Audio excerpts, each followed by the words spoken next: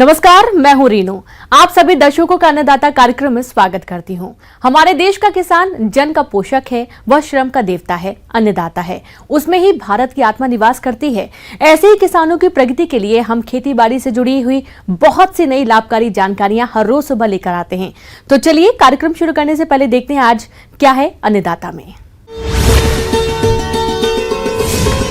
गुलाब की फसल में रोगों का समय पर नियंत्रण करके ले अधिक फूलों का उत्पादन।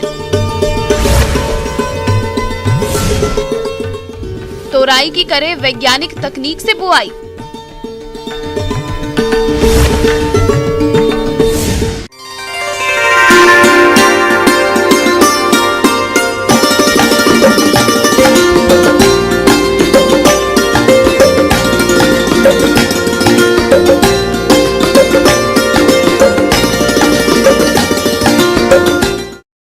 आज के समय में चाहे कोई कार्यक्रम हो, स्वागत करना हो, शादी या फिर मंदिर हो, सभी जगह फूलों का प्रयोग किया जाता है। ऐसे में विभिन्न प्रकार के फूलों की मांग बाजार में बढ़ती जा रही है। इन सभी प्रकार के फूलों में गुलाब के फूलों को सबसे ज्यादा पसंद किया जाता है। लेकिन इन गुलाब के खूबसूरत फूलों में भी कई तरह के रोगों का प्रकोप देखने में आता है, जिसका समय पर नियंत्रण नहीं किया गया तो ये गुलाब के पौधों को भारी नुकसान पहुंचा सकते हैं। तो आप गुलाब के फसल में लगने वाले रोगों का नियंत्रण कैसे करें, देखिए हमारी ये खास रिपोर्ट।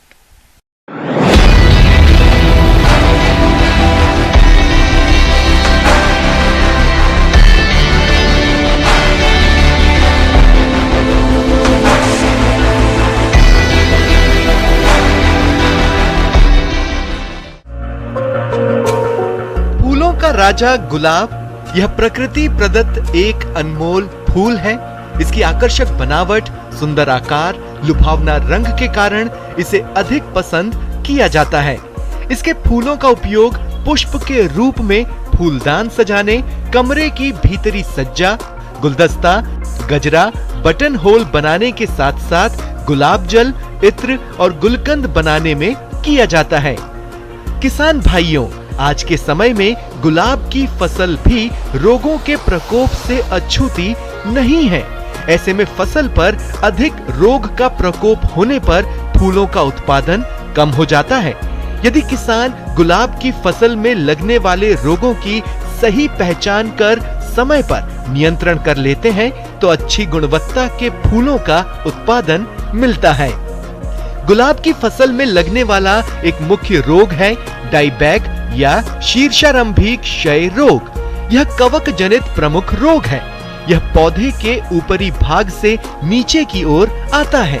सामान्यतः शाखाओं की कटाई के बाद कटे हुए स्थान से आगे बढ़ते जाते हैं और पौधा सूख जाता है।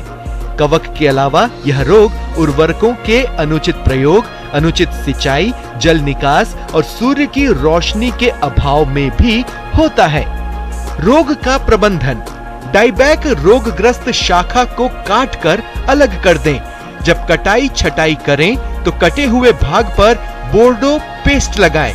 किसी वजह से पेस्ट न बन पाने पर मैनकोजेब 2 ग्राम दवा प्रति लीटर पानी का घोल बनाकर छिड़काव करें, जिससे रोग की रोकथाम हो जाएगी।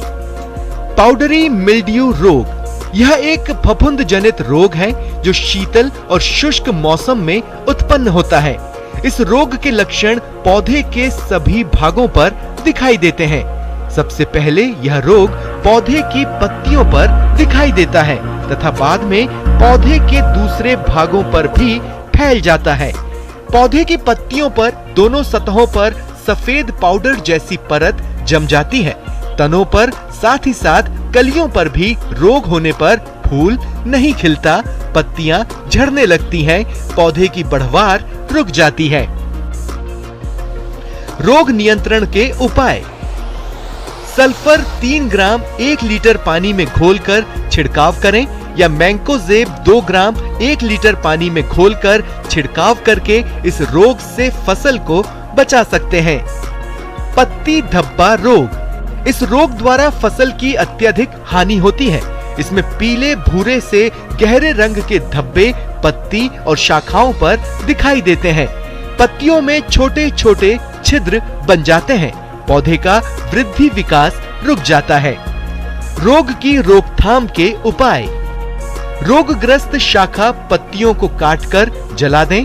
इसके बाद मैंकोजेब 2 ग्राम दवा प्रति लीटर पानी में घोल बनाकर 2 से 3 छिड़काव 10 से 15 दिन के अंतराल से करके इस रोग को रोका जा सकता है। श्याम वर्ण रोग, एंथ्रेकनोज। इस रोग के लक्षण पर्ण शिराओं, पत्तियों, वृंतों और तनों पर दिखाई देते हैं। पत्तियों और तनों पर विक्षत भूरे रंग के धब्बे बन जाते हैं। इनके चारों ओर लाल भूरे रंग की उभरी हुई संरचना बन जाती है। इससे फसल की बढ़वार रुक जाती है, फूलों का उत्पादन कम हो जाता है। रोग नियंत्रण। फसल पर रोग के लक्षण दिखाई देने पर फफूंदनाशी दवा मैंकोजेब 2 ग्राम प्रति लीटर पानी में घोलकर छिड़काव करना चाहिए। ऐसा करके किसान भाई गुलाब की फसल को रोगों से बचाकर अच्छी गुणवत्ता के फूलों की अधिक उपज ले सकते हैं। किसान भाइयों, अब लेते हैं एक छोटा सा ब्रेक, जल्द लौटेंगे।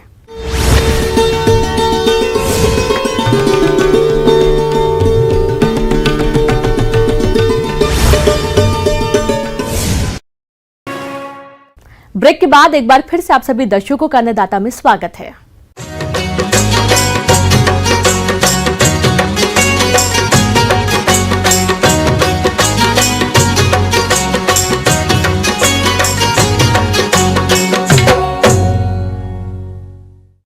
हमारे प्रदेश के अनेक किसान भाई गर्मी के मौसम में कद्दू वर्गीय सब्जियों की खेती करके अच्छा लाभ कमाते हैं। इसी के अंतर्गत जो किसान तोरई की फसल लगाना चाहते हैं, वे किसान शीघ्र तोरई की बुवाई कर लें। तो आप कैसे करें वैज्ञानिक तकनीक से तोरई की बुवाई? इसकी जानकारी के लिए आइए मिलते हैं विषय विशेषज्ञ महेंद्र जड़िया से।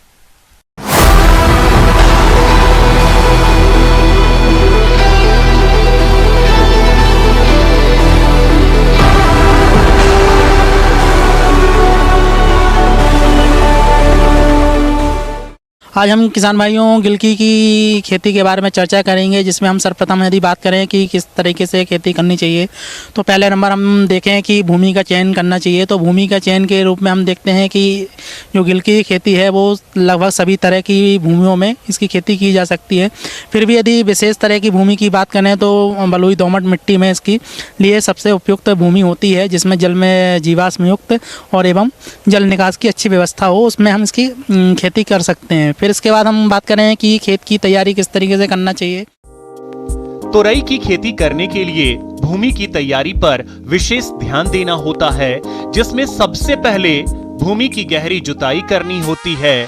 फिर फसल के अवशेषों को खेत से बाहर निकालकर नष्ट कर दें। इसके बाद 15 से 20 टन सड़ी गोबर के खाद प्रति हेक्टेयर की दर से खेत में डालकर 2 बार उथली जुताई करके मिला देनी चाहिए। इसके बाद मिट्टी की जांच के अनुसार उर्वरकों का प्रयोग करके पाटा लगाकर खेत को समतल कर लेना चाहिए। गोबर की खाद को डालते हुए हम इसको, और इसके साथ जो हम उर्वरक के रूप में हम जो खाद देते हैं, तो नाइट्रोजन की जो मात्रा है वो 120 किलोग्राम पर हेक्टेयर, फास्फोरस की जो मात्रा है वो 100 किलोग्राम पर हेक्टेयर, और जो पोटास की मात्रा है वो 80 किलोग्राम पर हेक्टेयर के हिसाब से देते हैं। तो नाइट्रोजन की मात्रा को हम लगभग जितनी भी मात्रा देना है उसकी हम आधी मात्रा को हम बुवाई के समय देते हैं, और जबकि फास्फोरस पोटास की जो मात्रा है वो हम पूर्ण रूप से दे देते हैं। पर यदि हमारी जो नाइट्रोजन की जो मात्रा जो आधी बची हुई है उसको हम बराबर 2 भागों में बांट लेते हैं, जो शेष मात्रा बची हुई है, और उसको 3 से 4 जब हमारी पत्तियां निकलने लगती हैं हमारे पौधे में, उस समय पे आधी मात्रा को हम दे देते हैं, जो शेष बची हुई मात्रा है। और फिर उसके बाद जो हमारी अंतिम जो मात्रा बची हुई है उसको हम फूल आने के समय पर हम पूर्ण रूप से उसमें दे देते हैं, जिससे हम देखते हैं कि हमारी जो फसल है वो अच्छी तरीके से वृद्धि करती है। किसान भाइयों, तोरई की बुआई करने से पहले आपको इसकी उन्नतशील किस्मों के चयन पर विशेष ध्यान देने की जरूरत होती है, क्योंकि अच्छे उत्पादन का आधार उन्नत किस्म पर ही टिका है। इसलिए आप उन्नत किस्म का ही चयन करें। इसकी जो उन्नत किस्में हैं, तो उन्नत किस्मों के रूप में हम पूसा चिकनी, कल्याणपुर चिकनी, या सदाबहार, या अर्का सुमित, अर्का, सुजात नामक जो किस्में हैं, इस तरह की जो किस्मों का हम चयन करके यदि हम बुवाई करते हैं तो हमें लगभग अच्छा उत्पादन और अच्छी वृद्धि होगी, जिससे हमारे किसानों को आर्थिक लाभ के रूप में हम प्राप्त कर सकते। फिर इसके बाद हम बात करें बीज की, तो बीज के रूप में हम देखते हैं कि हमको तो जो गिलकी की खेती है उसमें हमको लगभग 3 से 4 kg के लगभग प्रति हेक्टेयर के हिसाब से हमको बीज की आवश्यकता पड़ती है। फसल को भूमिगत कीट रोगों से बचाने के लिए बीज का कीटनाशक और फफूंदी नाशक से उपचार करना बहुत ही जरूरी है। इसलिए आप पहले 3 ग्राम थीरम प्रति किलोग्राम बीज की दर से उपचारित करें। इसके बाद फिर फीप्रोनिल 1 मिलीलीटर दवा के प्रति किलोग्राम बीज के हिसाब से उपचारित करके ही बुआई करें। फिर इसके बाद हम बात करें कि बुवाई, तो इसमें हम देखते हैं कि जो गिलकी की बुवाई के लिए तो कतार से कतार की दूरी हम लगभग 1 से 1.5 मीटर तथा पौधे से पौधे की दूरी 1 मीटर रखते हैं। जो थाला बनाकर अपन इसकी बुवाई करते हैं तो एक थाले में हमको लगभग 3 से 4 बीज को बोना चाहिए, और अंकुरण के बाद हमको जो हमारे 4 यदि बीज उगाते हैं 4 के 4 यदि, तो हमको उसमें देखना चाहिए कि 2 बीज जो हमारे अच्छी तरह से वृद्धि कर रहे हैं उस तरीके के जो पौधे हैं उनको हमको छोड़ देना चाहिए, और बाकी जो हमारे वृद्धि सही तरीके से नहीं कर रहे हैं उनको अलग कर देना चाहिए, जिससे हमारे जो थाले में जो पौधे लगे हुए हैं वो अच्छे से वृद्धि कर सके और हमें अच्छा उत्पादन दे सकें। बीजों की बुआई के तुरंत बाद सिंचाई करें। इसके बाद फूल फल आने तक फसल में 8 से 10 दिन के अंतराल पर सिंचाई करते रहना चाहिए। साथ ही खरपतवारों के नियंत्रण हेतु समय समय पर फसल में निराई गुड़ाई करते रहें, जिससे फसल की अच्छी बढ़वार और अधिक फल की प्राप्ति होती है। गिलकी की बुवाई कर देते हैं, उसके बाद हमको 15 से 20 दिनों के बाद हमको उसकी निराई गुड़ाई करनी चाहिए, जिससे हम देखते हैं कि खरपतवार नियंत्रण हमारा अच्छे तरीके से हो जाता है और हमारे पौधों में किसी तरह के कीट बीमारियां नहीं लगती। आगे और भी है खेती बाड़ी से जुड़ी बहुत सी रोचक जानकारियां। यहाँ रुकेंगे एक और छोटे से ब्रेक के लिए।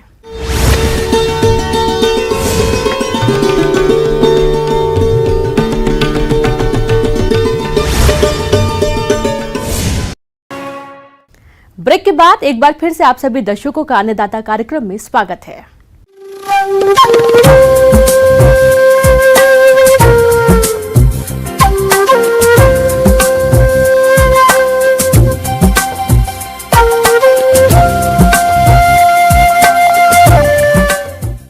मौसम विभाग की रिपोर्ट पर साप्ताहिक कृषि सलाह इस प्रकार है।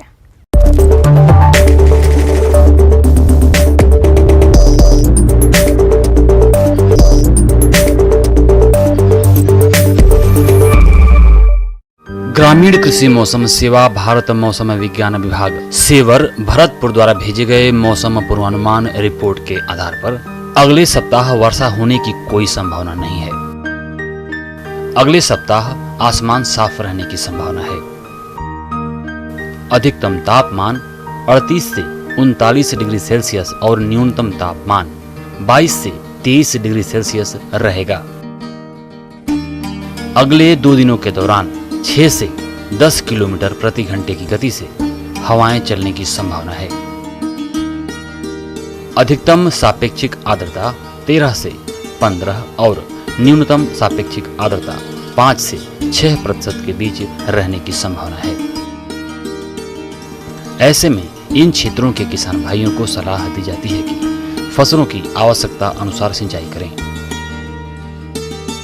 कद्दू वर्गीय सब्जियों की बुआई करें। ग्रीष्मकालीन भिंडी की बुआई करें। अंकुरण जल्दी करने के लिए 24 घंटे भिगोने के बाद ही बीज की बुआई करें। अगले सप्ताह वर्षा की कोई संभावना नहीं है। ऐसे में सरसों के दानों को अच्छी तरह से सुखाकर भंडारण के लिए रखें। भंडारण के लिए धूप में अच्छी तरह से सुखाए गए बोरों का प्रयोग करें। गेहूं की फसल सुनहरी होने पर कटाई शुरू करें। फसल कटाई के बाद थ्रेसिंग करें। फसल की गहाई के समय थ्रेसर से होने वाली दुर्घटनाओं से सावधानी बरतें। फल और तना बेधक के नियंत्रण के लिए इमामेक्टिन बेंजोएट 5 SG की 250 ग्राम मात्रा प्रति हेक्टेयर की दर से 600 से 700 लीटर पानी में घोल बनाकर छिड़काव करें। पशु आवास को सूखा रखें। चूने का भुरकाव करें और प्रतिदिन बिछावन बदलें। यदि मच्छर, मक्खी, चीचड़ आदि जीवों की संख्या में वृद्धि हो रही हो तो इनसे फैलने वाले रोगों से बचाव करना आवश्यक है।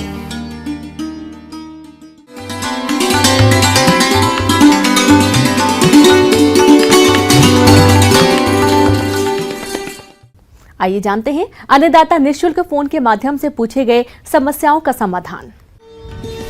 अन्नदाता निःशुल्क फोन संपर्क सेवा के माध्यम से पूछे गए प्रश्नों में से आज हमने जिस प्रश्न को कार्यक्रम में शामिल किया है उसे पूछा है ग्राम गंगोली, जिला हनुमानगढ़ के कृषक लोकेश प्रताप ने। आप अजोला उत्पादन कर पशुओं को खिलाने के बारे में जानकारी चाहते हैं तो लोकेश प्रताप जी आपकी जानकारी के लिए प्रस्तुत है कार्यक्रम का ये अंश।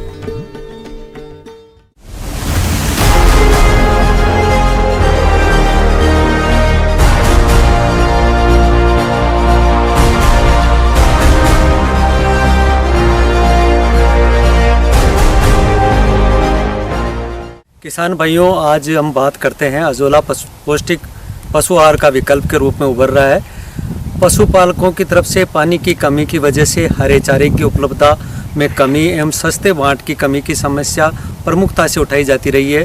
प्राय मानसून के अलावा पशुओं को सूखे चारे पे ही निर्भर रहना पड़ता है।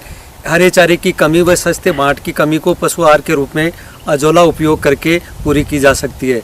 रिजका व संकर नेपियर घास की तुलना में अजोला में 4 से 5 गुना तक उच्च गुणवत्ता युक्त प्रोटीन प्राप्त होती है। अजोला की पशु आहार के रूप में उपयोगिता को ध्यान में रखते हुए अजोला को जादुई फर्ण या सर्वोत्तम पादप हरा सोना के नाम से भी जाना जाता है। अब कई बार किसान लोग इसको पशुओं के लिए च्यवनप्राश की संज्ञा भी देते हैं। अजोला पशुओं के लिए एक पौष्टिक, सस्ता और उत्तम आहार है। किसान यदि अपने पशुओं को अजोला खिलाता है तो पशुओं का स्वास्थ्य तो अच्छा रहता ही है, साथ ही दूध उत्पादन में भी बढ़ोतरी देखी गई है। इन सब लाभों को देखते हुए जो किसान अजोला की यूनिट लगवाना चाहते हैं तो आप आसानी से अजोला के लिए अपनी सुविधा के अनुसार क्यारियां बना सकते हैं और अपने पशुओं के लिए अजोला तैयार कर सकते हैं। अजोला क्या है? अजोला एक जल सतह पर मुक्त रूप से तैरने वाली जलीय फर्ण है। ये छोटी छोटी पत्तियों के रूप में गूंथी हुई पानी पर हरे चादर की तरह नजर आती है। इसकी 3 से 4 सेंटीमीटर लंबी जड़ें पानी में तैरती रहती है। सामान्य अवस्था में अजोला 3 दिन में दुगना हो जाता है। हम बात करें अजोला के गुण के में तो ये जल में तीव्र गति से बढ़वार करती है। इसमें प्रोटीन, आवश्यक अमीनो एसिड, विटामिन B12 तथा बीटा कैरोटीन, विकासवर्धक सहायक तत्व एवं कैल्शियम, फास्फोरस, पोटेशियम, लोहा, मैग्नीशियम, तांबा भरपूर मात्रा में उपलब्ध रहता है। इसमें उत्तम गुणवत्ता युक्त प्रोटीन एवं निम्न लिग्निन तत्व होने के कारण मवेशी इसे आसानी से पचा लेते हैं। इसकी उत्पादन लागत काफ़ी कम है। सामान्य अवस्था में ये फर्ण 3 से 4 दिन में दुगनी हो जाती है। ये पशुओं के लिए आदर्श आहार के साथ भूमि की उर्वरा शक्ति बढ़ाने के लिए हरी खाद के रूप में भी उपयोग में ली जा रही है। किसी छायादार स्थान पर 6 मीटर लंबी एवं 1 मीटर चौड़ी और 0.3 मीटर यानी 1 फीट के करीब लगभग आकार की एक क्यारी बनाएं। क्यारी में 200 माइक्रोन की सुल्फुरिन शीट को बिछाकर ऊपर के किनारों पर मिट्टी का लेप लगा दें। सुल्फुरिन शीट की जगह हम बिछाने की जगह पशुपालक पक्का खेली का निर्माण या क्यारी तैयार कर सकते हैं। बाजार में आजकल रेडीमेड HDPE व PVC की बनी मोएबल क्यारियाँ भी उपलब्ध है, जिसको जब चाहे किसान दूसरी जगह ले जाया भी जा सकता है। 80 से 100 किलोग्राम साफ उपजाऊ मिट्टी की परत क्यारी में पहली बार में बिछा दें। 5 से 7 किलो गोबर, जिसको 10 से 15 लीटर पानी में घोल बनाकर मिट्टी पर फैला देवें। क्यारी में 400 से 500 लीटर पानी भरें, जिससे क्यारी में पानी की गहराई लगभग 10 से 15 सेंटीमीटर तक हो जाए। अब उपजाऊ मिट्टी व गोबर की खाद को जल में अच्छी तरह मिला देवें। अब 50% छायेदार नायलॉन जाली से ढककर 15 से 20 दिन तक अजोला को वृद्धि करने दें। 21वें दिन से अजोला औसतन 1.5 से 2 किलोग्राम अजोला प्रतिदिन प्रति क्यारी से निकाला जा सकता है। क्यारी में जल स्तर को हमेशा 10 सेंटीमीटर तक बनाए रखें। यदि जल कम हो तो उसमें जल और मिला दें। अजोला की अच्छी बढ़वार हेतु 5 किलोग्राम गोबर का घोल बनाकर प्रति माह क्यारी में मिलावें। प्रति 3 माह बाद अजोला का पानी हटाकर पानी व मिट्टी बदलें तथा नई क्यारी के रूप में पुनः बीज डाल के और संवर्धन करें।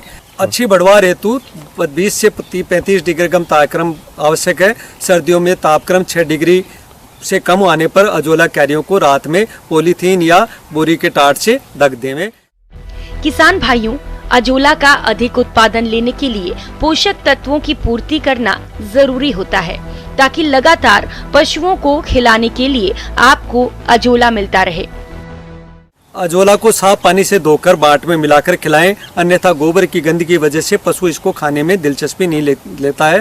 प्रारंभ में अजोला को थोड़ी थोड़ी मात्रा में खिलाएं, फिर 1.5 से 2 किलोग्राम तक मात्रा देवें। अजोला को निकालते समय 2 वर्ग सेंटीमीटर लगभग के छेद वाली प्लास्टिक की टोकरी काम में लें तथा अजोला क्यारी में 5 से 7 स्थानों से अच्छी तरह क्यारी को हिलाकर ही अजोला कण लें, जिससे छोटे कण रह जाएं और पुनः बढ़वार कर सकें।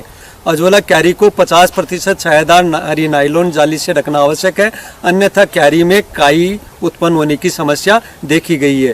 अजोला में बढ़वार कम होने तथा काला पड़ने की स्थिति में 1 लीटर गौमूत्र प्रति सप्ताह क्यारी में मिलाएं। उपयोग 1.5 से 2 किलोग्राम ताज़ा अजोला को बाट के साथ मिलाकर दुधारू पशुओं को खिलाने से 15% तक दूध उत्पादन देखा गया है। भेड़ एवं बकरियों को कम मात्रा में यानी 150 से 200 ग्राम अजोला प्रतिदिन शारीरिक वृद्धि एवं दूध उत्पादन हेतु दिया जाना जरूरी है। मुर्गियों एवं बतख इसे बड़े चाव से खाते हैं, इसके लिए इसके खाने से शारीरिक वृद्धि एवं अंडा भार उत्पादन में भी वृद्धि होती है। अजोला क्यारी से हटाए पानी को सब्जियों एवं पुष्प खेती में वृद्धि नियामक के रूप में काम में लेते हैं। जो किसान अजोला यूनिट लगाने के लिए इसका बीज लगाना चाहते हैं या फिर इससे संबंधित जानकारी लेना चाहते हैं, तो आप अपने नजदीकी कृषि विभाग या कृषि विज्ञान केंद्र पर संपर्क करें। अजोला उत्पादन की तकनीकी जानकारी प्राप्त कर अजोला इकाई स्थापित कर अपने दुधारू पशुओं को अजोला खिलाएं, जिससे उनके स्वास्थ्य एवं दुग्ध उत्पादन में सुधार हो तथा पशुपालकों को अपने पशुओं के लिए कम लागत में उत्तम गुणवत्ता युक्त पूरक आहार मिल सके।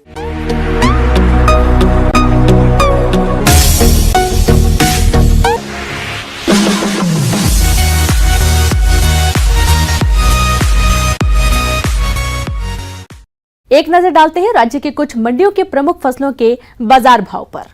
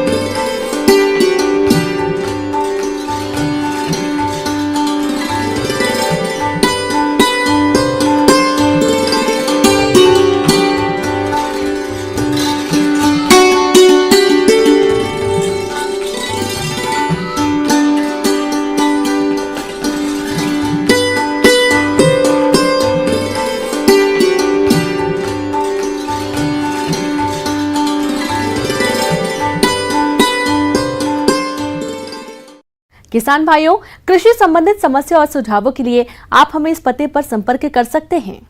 प्रोड्यूसर अन्नदाता news 18 Rajasthan, Ramoji film city, Hyderabad 501512। साथ ही आप हमें ईमेल भी कर सकते हैं। हमारा ईमेल है p18annadatarajasthan@nw18.com। इसके अतिरिक्त आप हमें निःशुल्क हेल्पलाइन नंबर 1800889216 पर सोमवार से शनिवार सुबह 10 बजे से शाम 4 बजे के बीच संपर्क कर सकते हैं। अब समय हो रहा है आपसे विदा लेने का। कल फिर मुलाकात होगी कृषि से जुड़ी महत्वपूर्ण जानकारियों के साथ। नमस्कार।